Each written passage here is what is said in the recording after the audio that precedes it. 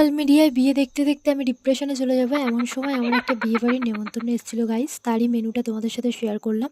প্রথমেই দিয়েছিল মেন কোর্সে কড়াইশুঁটির কচুরি আর চানা পনির, যেটা খেতে খুব সুন্দর ছিল। তারপর এলো গরম ভাত, মাছের মাথা দিয়ে ডাল আর ঝুরি আলু ভাজা। জাস্ট এটা তো বাঙালির কাছে আলাদা ইমোশন। যাই হোক, এটা দিয়েই আমি বিয়েবাড়ির বেশিরভাগ ভাতটা খাই। দেখো, বিয়েবাড়ির সব থেকে একটা বোরিং পার্ট হচ্ছে এটা, মানুষকে একটু শান্তিতে খেতেও দিচ্ছে না। যাই হোক, তারপর চলে এসেছে কাতলা কালিয়া আর স্যালাড। উনি আমার রূপের ঝলক দেখে দূর থেকে আমার কাছে চলে এসেছে, দেখো গাইস, জাস্ট জোকস অ্যাপার্ট।